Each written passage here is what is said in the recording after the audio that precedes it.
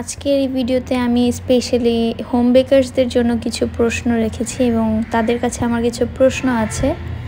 Recently আমি আমার ক্লায়েন্টদের কাছ থেকে এবং কাস্টমারদের কাছ থেকে বেশ কিছু কোয়েশ্চেন এরকম পাই যে আপু আপনি কেকের মধ্যে কোন কোকো পাউডারটা ইউজ করেন, কোন চকলেটটা ইউজ করছেন, কোন ক্রিম আপনি দিচ্ছেন।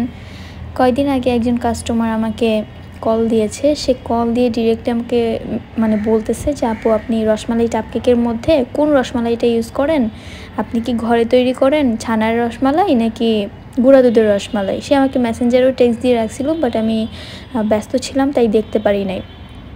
বিষয়টা একটু অন্যরকম লাগে যে সে জিজ্ঞেস করতে পারতো যে কতটুকু রসমালাই আমি একটা কাপ কেকের মধ্যে দিব 500 ml-টা, ঠিক আছে, সেটা আলাদা বিষয়। সে জানতে চাচ্ছে যে আসলে আমরা কতটুকু রসমালাই দিয়ে কেকটা সেল করি। ওকে ফাইন, মানলাম।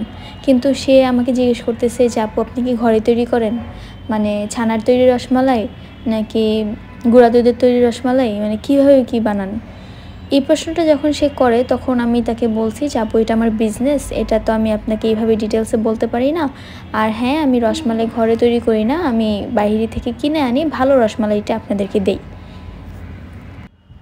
কিন্তু মাঝে মাঝে বিষয়গুলো এতটা ডিপলি চলে যায় কিংবা তারা এতটা পার্সোনালি কথাগুলো জিজ্ঞাসা করে বসে যে আমি আসলে বুঝতে পারি না আমি কী অ্যান্সার দিব। কারণ তারাও আমার ক্লায়েন্ট, তাদের সাথে ভালো বিহেভ আমার এনিহাউ করতে হয়।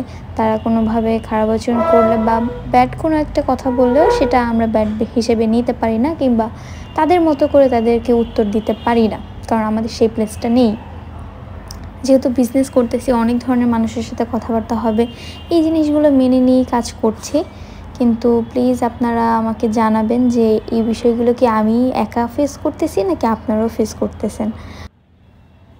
তো যাই হোক না কেন, অনেক কথা আপনাদের সাথে শেয়ার করলাম। আর এই কাপকেকগুলো যারা অর্ডার করতে চান তারা শুধুমাত্র ঢাকা সিটির মধ্যে যারা আছেন তারাই নিতে পারবেন।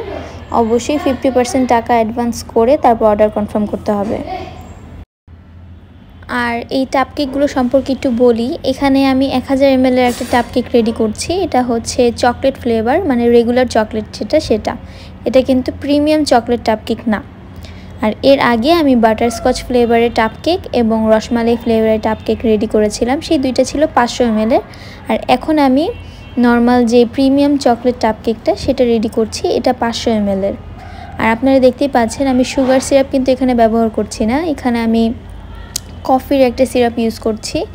কফি, দেন হচ্ছে মিল্ক, চকলেট গানাশ সব কিছু একসাথে মিক্স করে আমি ব্যবহার করছি। আরও কিছু উপকরণ আছে। তো এই যে উপরে আমি খুবই লিকুইডই একটা চকলেট গানাশ দিয়ে দিচ্ছি, এটা সেট হয়ে যাবে। এটা গরম চকলেট গানাশটা দেওয়ার কারণে ক্রিমটি একটু গলে যাচ্ছিল। যাই হোক, উপরে কিছুটা চকলেট চিপস দিয়েছি